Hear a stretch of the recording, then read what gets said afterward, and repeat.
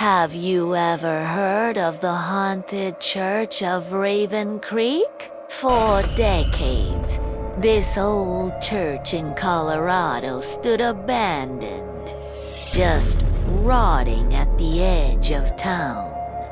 Locals whispered stories, strange screams echoing from the empty halls, shadows moving in the windows, and the most chilling tale of all. A white dog found dead right outside its doors years ago. It's no wonder nobody dared to go near it, but you know how it is. One winter night, 3 college friends, Mason, Eli, and Tyler, were looking for a thrill. They snuck out of their lodge, full of that youthful confidence, and stumbled right upon the old church. "Let's check it out," Eli urged, his voice full of excitement. Mason, however, felt a chill that had nothing to do with the snow.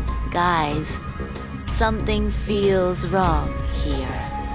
But peer pressure won, and the other 2 pushed their way inside. The air hit them first ale, thick and heavy. It smelled like decay and forgotten things. Massive cobwebs hung like ghostly decorations in every corner.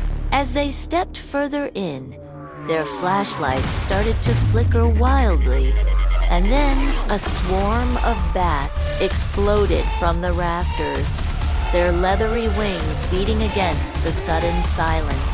"Okay, that's enough for me," Mason said, his voice trembling. "We saw it. Let's go." He spun around to leave, but just as he did, the heavy church door slammed shut with a deafening boom. They were trapped. Before they could even process what happened, the broken chandelier hanging precariously above them flickered to life. It buzzed and sparked violently, which was impossible. The building hadn't had power in 50 years. And then, just as suddenly, everything went dark again. Their flashlights were dead. Complete and utter blackness. A figure slowly materialized in the main aisle. A nun. Her skin was as pale as chalk, a stark contrast to her eyes, which burned with a terrifying, fiery red.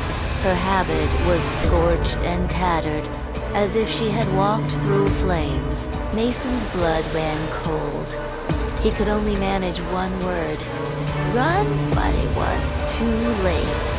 The nun dissolved into a cloud of black smoke, swirling through the air with an unnatural speed. It reformed instantly, right behind Tyler.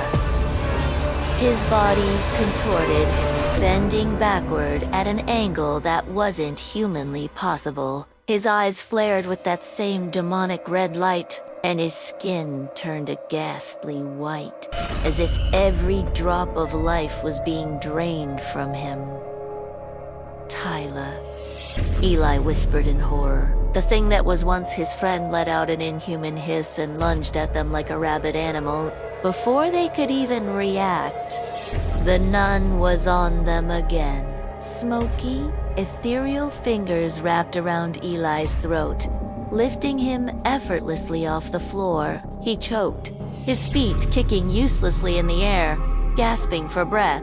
Mason panicked. He fumbled in his pocket, his hand closing around the only thing he had, a small silver bracelet with a tiny cross charm, a gift from his grandmother. It was all he could think to do. "Let him go," he screamed, summoning every ounce of courage he had. He lunged forward and slammed the silver cross against the nun's smoky wrist. A blinding blast of white light erupted, tearing through the darkness of the church, and the nun collapsed to the floor, a dark, viscous liquid pouring from her chest. Then, the chaos stopped. A warm, gentle glow began to fill the room, originating from the altar. A ghostly figure of a priest appeared, his form translucent and calming. "My child," he said, his voice soft and kind, "your courage has freed her. Her soul was trapped here, tormented for years." As he spoke, the nun's spirit rose from the floor. She was no longer terrifying. She looked peaceful. She glanced at Mason with gratitude before dissolving into a shower of golden light. "Take your friends," the priest said gently. "Go now.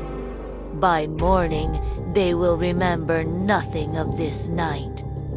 Mason blinked, and in that instant, he was outside again, the cold snow biting at his skin. Eli and Tyler were unconscious beside him, but they were safe. The next day, as they drove away from Raven Creek, Mason looked back, trying to find the church. But it was gone. There was nothing but snow-covered trees and silence. And for a fleeting moment, he thought he saw the faint figure of the priest, smiling at him from the edge of the woods, before fading away into the cold mountain air.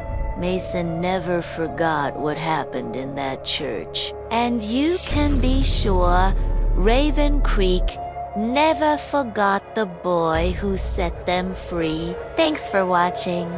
And if you love a good ghost story, be sure to subscribe for more.